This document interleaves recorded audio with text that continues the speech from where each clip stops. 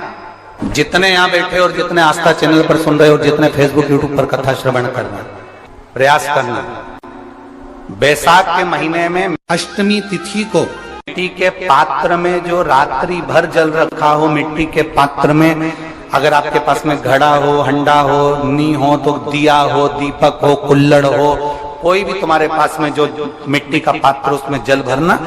मिट्टी के पात्र का जल अपने घर के प्रत्येक व्यक्ति का स्पर्श कराकर उस मिट्टी के पात्र के जल को तांबे के पात्र में डाल लीजिए और घर के प्रत्येक व्यक्ति का स्पर्श करा लीजिए और शंकर भगवान पर कुंदकेश्वर महादेव के नाम से समर्पित करिए। कभी जीवन में पीछे पलट कर देखने की जरूरत नहीं पड़ेगी। आप जाकर जल चढ़ाएंगे।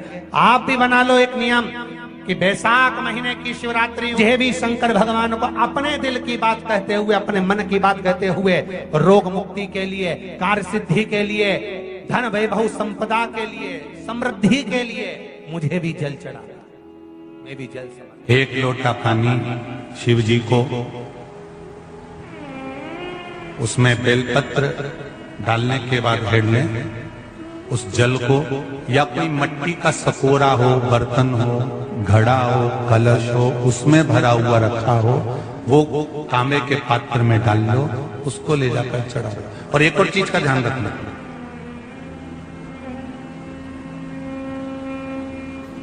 अगर असाध्य रोग, जैसे ऐसा रोग हो जो समाप्त नहीं हो रहा हो, कैंसर, किडनी, लीवर, या किसी का डायलिसिस चल रहा हो, या लीवर काम नहीं कर रहा हो, या शरीर की कोई हड्डी जुड़ नहीं रही हो, तो जो जल शिव जी को लोग चढ़ा रहे हैं वो जल को आचमन कर लेना।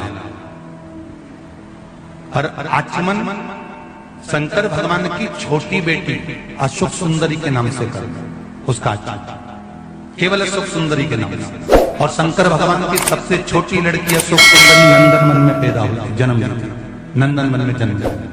नंदनवन मतलब काशी। घर के छोटे बच्चों को भी बोलो, बड़ों को भी बोलो, बुजुर्गों को भी बोलो, चलो एक लोटा पानी चढ़ा के आते हैं, चलो। अगर कैंसर का रोग है, या किडनी, या लीवर, या बुखार, पेट से जुड़ा हुआ, सिर से जुड़ा हुआ, कंधे से जुड़ा हुआ, या घुटने से जुड़ा हुआ, या रीढ़ की हड्डी में कहीं पानी भरा गया हो, या कमर झुक रही हो, कोई भी रोग उधर से लेकर शरीर के अंदरूनी भाग का है और वो बेकार हो रहा है, तो बैसाख का महीना चल रहा है। राकेश देवी जी, बैसाख का महीना चल रहा है। बैसाख के महीने की शिवरात्रि के दिन, बैसाख के महीने की जो शिवरात्रि आएगी, हर महीने शिवरात्रि आती है, तो बैसाख की जो शिवरात्रि है, इस शिवरात्रि के दिन सुबह 8 बजे से लेकर 11 बजे के बीच में एक लोटा पानी, उसमें थोड़ा सा बेल का फल मिल जाए, उस फल का थोड़ा सा भाग, या तो बेल का फल का अगर छिलका मिल जाए तो उसमें पानी भरकर तांबे के लोटे में डाल लो, या बेल का फल नहीं मिले तो बेलपत्री को लेके उसमें डुबो दो और डुबो के बेलपत्री को बाहर निकाल दो। वो पानी भगवान शंकर को शिवरात्रि के दिन, बैसाख महीने की जो शिवरात्रि है, बैसाख के महीने में प्रत्येक महीने शिवरात्रि आती है, बैसाख के महीने की शिवरात्रि के दिन सुबह 8 बजे से लेकर 11 बजे के बीच में शंकर भगवान को अपना रोग और बीमारी का लेकर शंकर भगवान को जल समर्पित कर आ जाओ। बाबा पर विश्वास रखकर चढ़ाना, धीरे धीरे ठीक हो जाओ। शिव के कृपा, भगवान शिव की सुबह के समय जाकर। और अगर बेलपत्री का पानी नहीं मिले तो मिट्टी के पात्र का पानी, आपको कथा में कहा, मिट्टी के पात्र का पानी, वो भी शंकर भगवान को समर्पित कर सकते। जल बैसाख के महीने में शंकर पर शीतल जल समर्पित कर देने से शरीर के रोग समाप्त हो जाते हैं, वो रोग टिकता नहीं। शीतल, और अगर शीतल जल का दर्शन करना हो तो कभी महाकालेश्वर अभियान, कभी आप लोग लाइव दर्शन करते हो महाकाल के, तो महाकाल के दर्शन करेंगे तो बैसाख महीने में 5-5 घड़े मिट्टी के महाकाल राजा के ऊपर बांध दिए जाते हैं। जल चढ़ाने के लिए। कभी आप लोग चकलेश्वर महादेव जाए मथुरा वृंदावन में गिरिराज की परिक्रमा, चकलेश्वर महादेव पे 5-5 मिट्टी के घड़े शिव जी के ऊपर बांध दिए जाते हैं। कभी काशी जाएं तो वहां पर मिट्टी का घड़ा शिव जी के ऊपर रख दिया जाता है। क्यों? क्योंकि वो मिट्टी के पात्र का जल जब बैसाख के महीने में शिव पर गिरता है तो जो उस जल को समर्पित करता है वो रोग से मुक्त हो जाता है, बड़ी बीमारी में घिरता नहीं। जयंत ब्राह्मण के मुख से श्रवण कर लिया था कि बैसाख महीने में अगर शिवरात्रि पड़े और उस शिवरात्रि पर एक कलश का पात्र, लोटा तांबे का या मिट्टी में रखा हुआ जल पात्र में लेकर एक बेलपत्र का छोटा सा भाग उसमें छुआया हुआ, और फिर निवेदन कर रहा हूं अगर बेलपत्र उस दिन नहीं मिले तो पात्र लेकर चले जाना मंदिर में। मंदिर में शंकर जी पे तो बेलपत्र चढ़ी होगी ना, अरे बोलो तो जरा, चढ़ी होगी ना। उसी बेलपत्र को धोकर फिर जल के पात्र में उसको छुआकर फिर शंकर भगवान को भाव से, दिल से जो चाहते हो, धन वैभव संपदा सत्ता या रोग से मुक्ति, चाहे उदर से जुड़ी हो। हाँ, एक चीज का ध्यान करना, अगर संपदा के लिए, विवाह के लिए या विद्या के लिए या अन्य चीजों के लिए आप शिव जी को जल चढ़ा रहे हो तो उसके जल को उठाकर नहीं लाना है। और अगर रोग के लिए जल चढ़ा रहे हो कि मुझे ये तकलीफ है, घर में ये बीमारी चल रही है या रोग चल रहा है या किडनी का या लीवर का या कैंसर का या ब्लड प्रेशर का, तो जो जल तुमने समर्पित करा उसको लेकर आकर आचमन भी करना। कौन से दिन? जम के बोलो जरा। शिवरात्रि शंकर कह रहे हैं, माँ उमा से, माँ पार्वती से मेरा महेश कह रहा है, मेरा बाबा भोलेनाथ, मेरा बाबा विश्वनाथ, मेरा त्रिकालदर्शी कैलाशी अविनाशी कह रहा है कि हे पार्वती,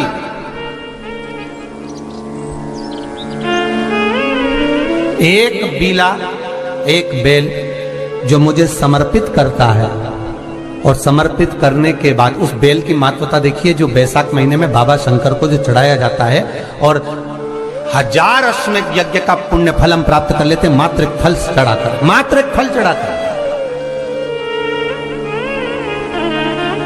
हे पार्वती,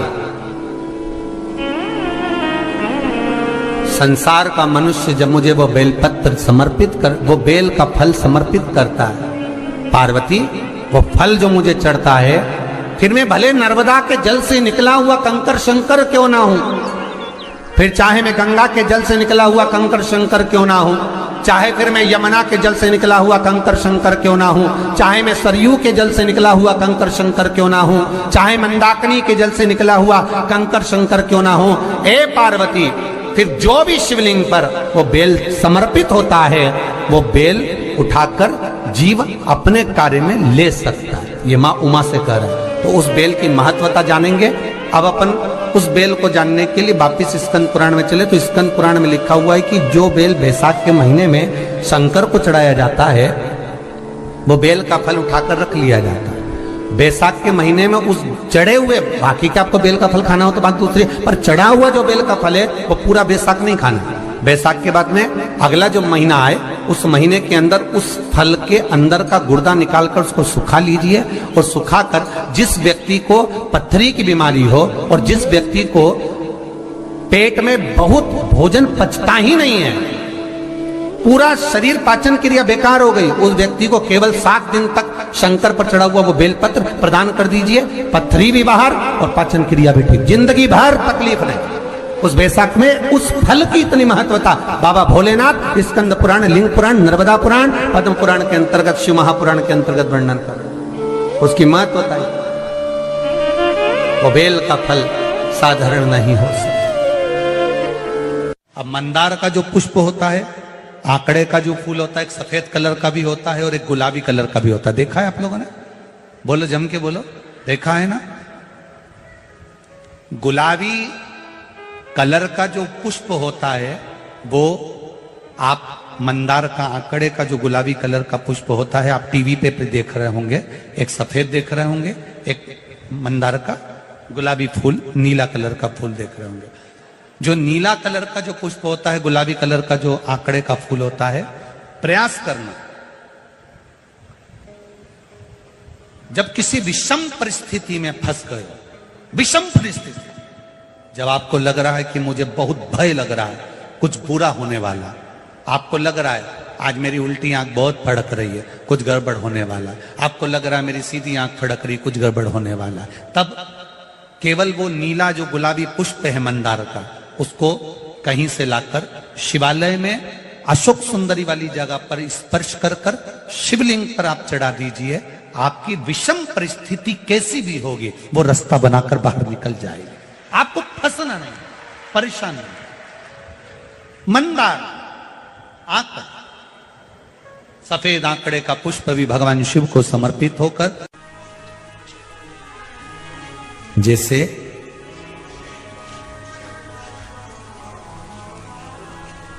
बेले के फल का गुर्दा, बेल का जो फल होता है, बेलपत्री का फल, उसका जैसे गुर्दा, उसके अंदर का जो भाग होता है बेल का, वो गुर्दा,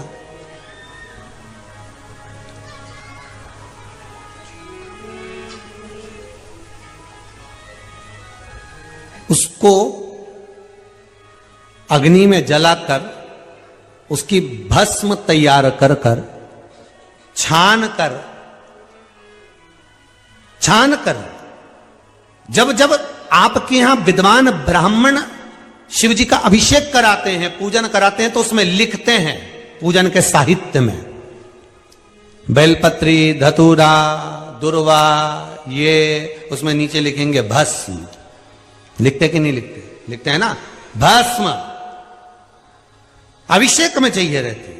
तब उस भस्म का थोड़ा सा भी भाग आप अगर शिव को समर्पित कर रहे हो तो ये जान लें कि शंकर मनवांछित फल प्रदान कर रहे हैं, शिव फल प्रदान कर रहे हैं।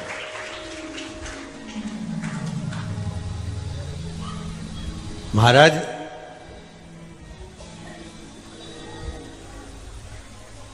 बेलपत्री के वृक्ष के नीचे बैठकर हाथ में एक बेलपत्र का पत्ता रखकर आप पंचाक्षर मंत्र नमः शिवाय, ओम नमः शिवाय या श्री शिवाय नमस्तुभ्यम या महामृत्युंजय मंत्र का स्मरण कर रहे हो, पर डंडी का भाग अपनी ओर, बेलपत्र की बीच वाली पत्ती का भाग बीच वाली उंगली की ओर रखकर अगर आप स्मरण कर रहे हैं और अपनी कामना कर कर बेलपत्री के वृक्ष के नीचे बैठकर उस पत्ते को सम्मुख रखकर बाबा से विनय कर कर एकांत में उस बेलपत्री के वृक्ष की छांव में, बेलपत्री के वृक्ष की छांव आप कामना कर कर उस पत्ते को शंकर भगवान के ऊपर समर्पित कर रहे हैं, तो ये जान कर रखें कि पार्वती और शिव का मिलन करवा रहे हैं और अपनी मनवांछित फल कामना पूर्ण करवा रहे हैं। क्योंकि शिव और पार्वती का जब मिलन होता है, शंकर पार्वती जब एक दूसरे के सम्मुख में होते हैं, शिव और पार्वती जब एक दूसरे के सामने अपने बच्चों के कारण एक दूसरे के सम्मुख में आते हैं, तो उनके चेहरे पर प्रसन्नता का भाव आ जाता है। फल, मनवांचित फल की कामना आप जिस कामना के लिए कर रहे हैं, विवाह के लिए, नौकरी के लिए, सर्विस के लिए, व्यापार के लिए, रोग मुक्ति के लिए, आप जिस कामना से कर रहे हैं, ईश्वर महादेव, जो व्यक्ति पथभ्रष्ट हो जाए, जैसे मदिरा के नशे में पड़ गया, कहीं जुए में पड़ गया, कहीं मांसाहार में पड़ गया, कहीं व्यसन में पड़ गया, कहीं गलत काम में अगर कोई जा रहा है, तो श्रंभेश्वर महादेव के नाम से काली तिल भगवान शिव को समर्पित करी जाती है। महाराज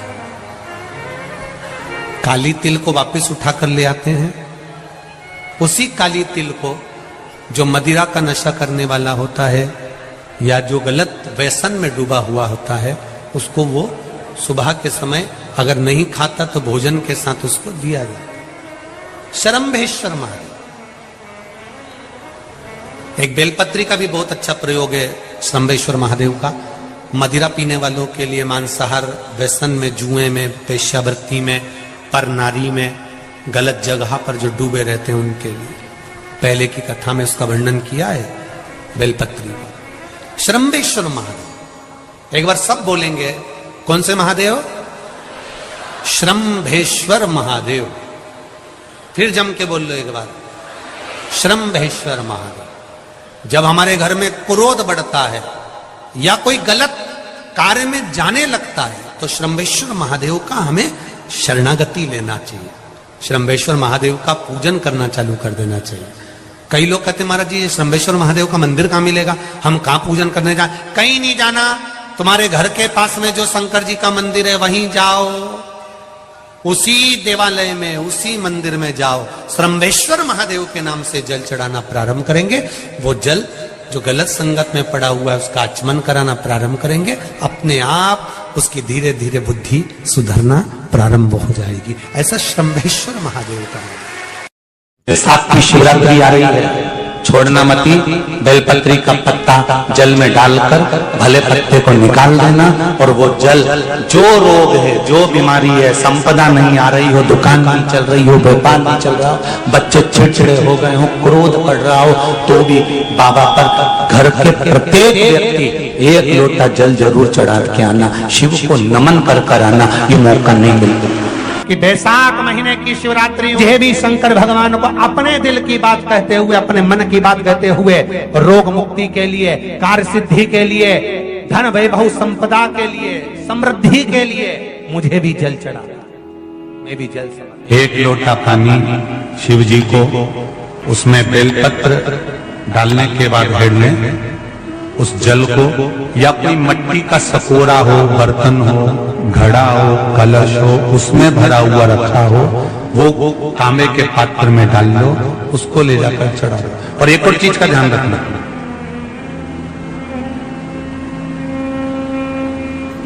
अगर असाध्य रोग, जैसे ऐसा रोग हो जो समाप्त नहीं हो रहा हो, कैंसर, किडनी, लीवर, या किसी का डायलिसिस चल रहा हो, या लीवर काम नहीं कर रहा हो, या शरीर की कोई हड्डी जुड़ नहीं रही हो, तो जो जल शिव जी को लोग चढ़ा रहे हैं वो जल को आचमन कर लेना। और आचमन शंकर भगवान की छोटी बेटी अशोक सुंदरी के नाम से करना, उसका आचमन केवल अशोक सुंदरी के नाम से। और शंकर भगवान की सबसे छोटी लड़की अशोक सुंदरी नंदन में पैदा हुई, जन्म नंदन वन में जन्म। नंदन वन मतलब काशी। घर के छोटे बच्चों को भी बोलो, बड़ों को भी बोलो, बुजुर्गों को भी बोलो, चलो एक लोटा पानी चढ़ा के आते हैं, चलो। अगर कैंसर का रोग है, या किडनी, या लीवर, या बुखार, पेट से जुड़ा हुआ, सिर से जुड़ा हुआ, कंधे से जुड़ा हुआ, या घुटने से जुड़ा हुआ, या रीढ़ की हड्डी में कहीं पानी भरा गया हो, या कमर झुक रही हो, कोई भी रोग उधर से लेकर शरीर के अंदर ही भागता है और वो बेकार हो, तो बैसाख का महीना चल रहा है राकेश देवी जी, बैसाख का महीना चल रहा है। बैसाख के महीने की शिवरात्रि के दिन, बैसाख के महीने की जो शिवरात्रि आएगी, हर महीने शिवरात्रि आती है, तो बैसाख की जो शिवरात्रि है, इस शिवरात्रि के दिन सुबह 8 बजे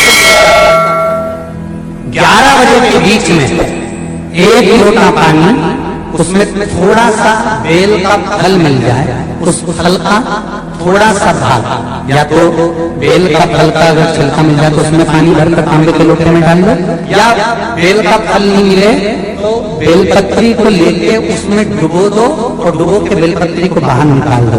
वो पानी भगवान शंकर को शिवरात्रि के दिन, बैसाख महीने की जो शिवरात्रि है, बैसाख के महीने में प्रत्येक महीने शिवरात्रि आती है, बैसाख के महीने की शिवरात्रि के दिन सुबह 8 बजे से लेकर 11 बजे के बीच में शंकर भगवान को अपना रोग और बीमारी, शंकर भगवान को जल समर्पित कर बाबा पर विश्वास रखकर चढ़ाना शिव से भगवान शिव की सुबह के समय जाकर। और अगर बेलपत्री का पानी नहीं मिले तो मिट्टी के पात्र का पानी, आपको पता में कहा, मिट्टी के पात्र का पानी वो भी शंकर भगवान को समर्पित कर सकते। जल बैसाख के महीने में शंकर पर शीतल जल समर्पित कर देने से शरीर के रोग समाप्त हो जाते हैं और रोग दिखता नहीं। शीतल जल। और अगर शीतल जल का दर्शन करना हो तो कभी महाकालेश्वर अभियान कभी आप लोग लाइव दर्शन करते हो महाकाल के, तो महाकाल के दर्शन करेंगे तो वैशाख महीने में 5-5 घड़े मिट्टी के महाकाल राजा के ऊपर मान दिए जाते हैं जल चढ़ाने के लिए। कभी आप लोग चकलेश्वर महादेव जाए मथुरा वृंदावन में गिराजी की परिक्रमा, चकलेश्वर महादेव पे 5-5 मिट्टी के घड़े शिव जी के ऊपर मान दिए जाते हैं। कभी काशी जाए तो वहां पर मिट्टी का घड़ा शिव जी के ऊपर रख दिया जाता है। क्यों? क्योंकि वो मिट्टी के पात्र का जल जब बैसाख के महीने में शिव पर गिरता है तो जो उस जल को समर्पित करता है वो रोग से मुक्त हो जाता है, बड़ी बीमारी में घिरता नहीं। बैसाख के महीने में सत्तू जरूर खाओ। और सत्तू चाइना से नहीं आएगा, इंडिया में बनेगा। शिव महापुराण की कथा कहती है कि शंकर भगवान के शिवलिंग से लेकर जलाधारी में कुछ स्थान ऐसे हैं वहां पर हमारा मात्र स्पर्श कर अपने दिल की बात कह देने पर भी कार्य सफल हो जाता है। तुम जल चढ़ाओ मत चढ़ाओ, तुम बेलपत्र चढ़ाओ मत चढ़ाओ, तुम धतूरा चढ़ाओ मत चढ़ाओ, पर दिल से अगर तुमने कहा तो उसका फल मिलेगा। सत्तू 12 महीने खाओ मत खाओ। कौन सा महीना? बैसाख के महीने में सत्तू जरूर खाओ। और सत्तू चाइना से नहीं आएगा, इंडिया में बनेगा और बना भारत में ही। मरने का 47वां दिन, जब मरेंगे तब गरुड़ पुराण बचेगी, पहले ही सुन लो। और जिसके पास में गरुड़ पुराण नहीं हो तो पंडित जी से मंगवा कर फिर पढ़ के देख लेना। मरने के 47वें दिन 47 डेज 47वें दिन किस चीज का दान तुम्हारे सामने आता है? मरने के 47वें दिन। 10 दिन तक तो जीवात्मा घर की अटारी पर रहती, मरने के बाद 12वें के दिन चली जाती है। उसके बाद में जब 47वां दिन आता है तो 47वें दिन जीवात्मा को क्या दान करा जाता है? व्यक्ति ने क्या पुण्य करा होता है कि उसको नरक नहीं भोगना पड़ता, बेतरणी नहीं भोगना पड़ती, वो सीधे बेतरणी से पार उतर जाता है। वो किस चीज का दान है? तो कहा शिव महापुराण में, गरुड़ पुराण में कि वो सत्तू का दान है जो बैसाख महीने में करा जाता है। सत्तू का दान 3 चीजों से मिलकर बनता है। जौ, बोलते जाओ जल्दी, गेहूं, चना, ये 3 चीज से मिलकर बनता है। इसमें जो बारीक बारीक कण होते हैं, जितने जितने 3 चीज के मिले हुए बारीक बारीक कण होते हैं, ये जब दान किया जाता है सत्तू का, तब ये बेतरणी करने के लिए 47वें दिन इस जीवात्मा ने अगर सत्तू का दान करा होता है या सत्तू का सेवन बैसाख के महीने में करा होता है तो उसको बेतरणी नहीं भोगना पड़ती, डायरेक्ट सीधे रत्नाम उज्जैन से डायरेक्ट। मैंने भी तो ये पूछा किस किस क्या बनता है, मैं अभी थोड़ी ना कि अभी बन गया। बैसाख में बनता तो होगा। पहले गांव के लोग तीरथ करने जाते थे, गांव का लोग जब तीरथ करने जाता था कोई सामान नहीं लिया, सत्तू बांधी पोटली में धरा यूं और पानी में धो लिया और नमक डालिया या शक्कर या गुड़ घोल के और पी के वही चले। आज के अब जब सैनिक युद्ध करने जाता है, थक जाता है, बहुत थकान हो जाती है, जब उससे देखा जाता है तो सैनिक का जो कमांडर होता है वो सत्तू मंगवाता है और गिलास में घोल घोल कर पूरी सेना को पिलवाकर फिर युद्ध में उतार देता है। फिर युद्ध में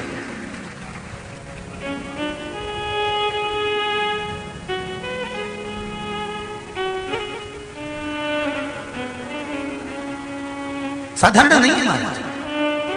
सत्तू में जितने बारीक बारीक कण होते हैं, जितने बारीक बारीक कण, अब तुम्हें काम करना, अभी जब फ्री हो तो कागज पे रख के सत्तू का एक कण गिनना, 1 2 3 बारीक बारीक गिनते रहना जरा। तो तुम्हारा क्या जाए गिनने में? भगवान कृष्ण के हाथ में पट्टी बंधी थी तो उनने भी तो रुक्मणी को गिनने को दिया था, जरा गिन तो जरा इसमें कितने धागे हैं। रुक्मणी जी ने कहा इसमें 9,999 धागे हैं। भगवान ने कहा बस यही 9,999 मुझे द्रौपदी को वापिस लौटाना है। गिनती लगा लो, अभी अभी लगा लो, ऊपर तो भगवान गिन के बता ही देगा कि तुमने जो सत्तू दान करा था, तुमने जो सत्तू खाया था, तुमने जो सत्तू भगवान को दिया था, सत्तू का लड्डू बनाकर तुमने बैसाख महीने में भगवान की जो पूजन करी थी, तो अमावस्या के दिन, पूर्णिमा के दिन या अक्षय तृतीया के दिन तुमने जो सत्तू दिया था, भगवान तो गिनती बता देगा कि सत्तू में कितना कण था। और अगर नहीं बताए तो तुम आंदोलन पे बैठ जाओगे कि हमें बताओ पहले हमने कितना सत्तू दिया था, उसमें कितने कण थे, बताना पड़ेगा।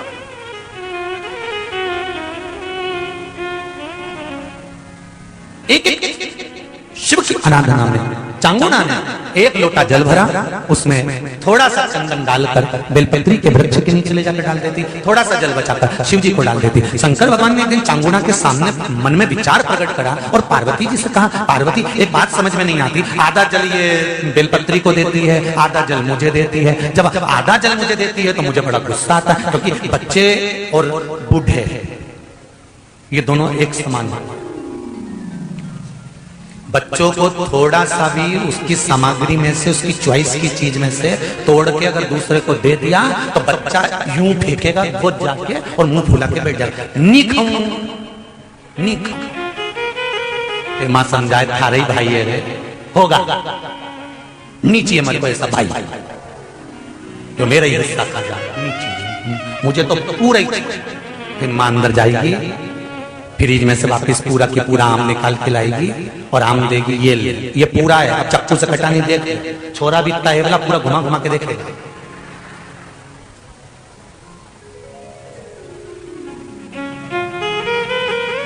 पूरा देख लिया तब नहीं। बच्चा ऐसे ही बुजुर्ग व्यक्ति होता है, बूढ़ा, पति को भोजन दिया तो उसमें चटनी रख दी, जीरा मन रख दिया, पापड़ सेक के रख दिया, और बुढ़ा व्यक्ति जब भोजन करा तो उसमें कहीं नहीं, तो बूढ़े की निगाह में तो आ ही जाता है कि बताओ अपनी तो वैल्यू बेच गई। तो बच्चे के मन में और बुजुर्ग के मन में आ जाता है, बच्चा और बूढ़ा एक साथ। भगवान ने कहा ये आधा जल कहां ढोल के आती है? पार्वती जी ने कहा उसके संतान नहीं है, इसलिए वो बेलपत्री की भी आराधना करती है और आपकी भी आराधना करती है। ठीक है,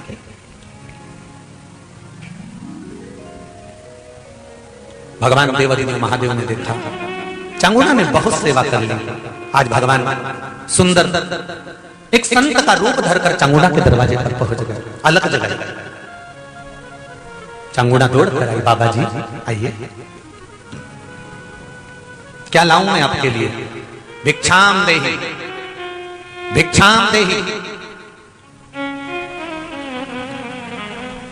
बाबा ने सब दूर से भिक्षा ली और चांगुना जैसी परात भरकर रानी चांगुना देवी खूब सारा सामान लेकर आई, तो बाबा ने मना कर दिया, मैं आपके हाथ की भिक्षा नहीं ले सकता, मुझे नहीं लेना। क्यों? कहा आपकी संतान नहीं है, आपकी औलाद नहीं है, संतान नहीं है, और अगर आपकी संतान नहीं है तो आपके हाथ की भिक्षा लूंगा तो मैं भिक्षा लेकर जाऊंगा कहां? मुझे आपके हाथ की भिक्षा नहीं चाहिए। इतने में चांगुना ने उस संत के चरण पकड़े और संत के चरण पकड़कर चांगुना कहने लगी, देखिए बाबा जी, जन्म मरण और परण ये तो तीन देवादिदेव महादेव के हाथ में है, संतान देना और ना देना ये शिव जी के हाथ में, शंकर के।